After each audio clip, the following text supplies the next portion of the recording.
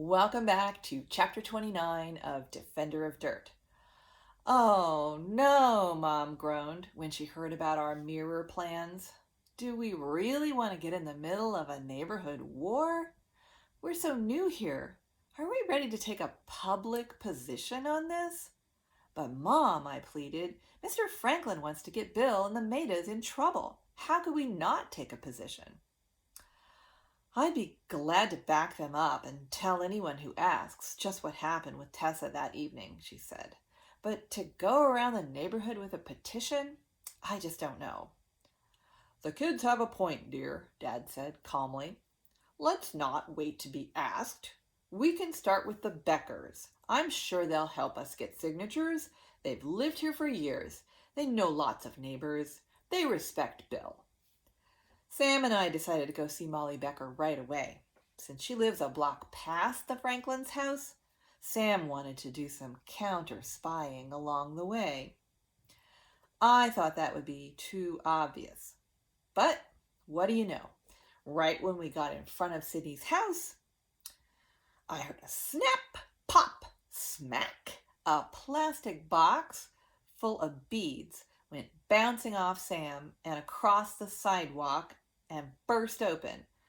A skillion beads flew out. Blast off, Sam exclaimed. Hey, squirrel, help me get these.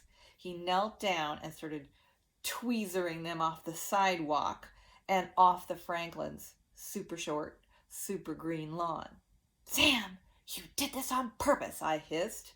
How clever of you to notice, he answered, stopping every few seconds to scan Sydney's house and yard. Suddenly, the front door opened and out sauntered Sydney. Well, well, she sneered. It's not every day I see a boy dropping his box of beads. What's up with that? Sam just grinned and kept on bead picking. I felt so sick of being speechless around Sydney, I just blurted out the first thing that came to my mind. Usually I have to yell at Sam for spilling the beans, but this time it's the beads. Hee hee hee. Oof. What's the use of talking back to Sydney if it's at Sam's expense? So, Sam said, looking straight at Sydney, I hope you got yourself some really powerful shampoo. Sydney's hand did a little jerk toward her hair, her eyes narrowed, and her whole face sharpened up. Oh, I'm clean all right, she did her trademark hair flip.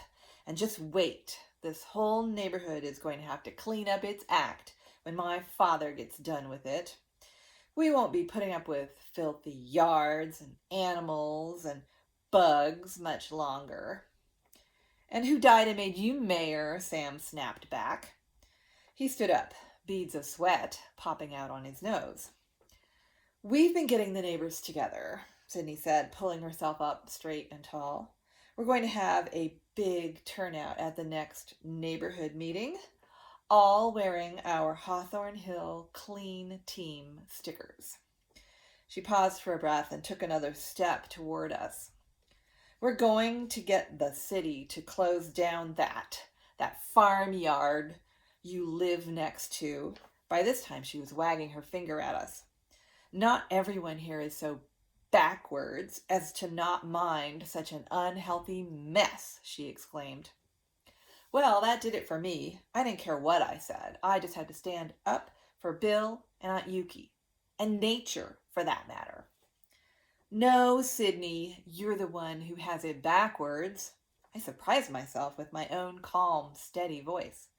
We can't live without the birds and the bees, and we can't have flowers and fruit and honey and eggs without some dirt, bugs, and, let's face it, poop.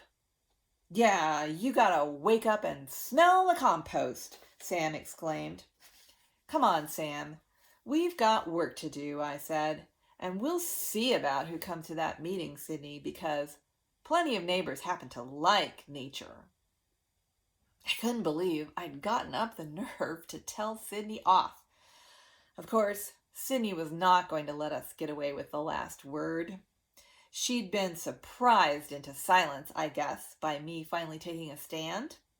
But as we walked away, she called out, "So, where are your overalls, farm girl?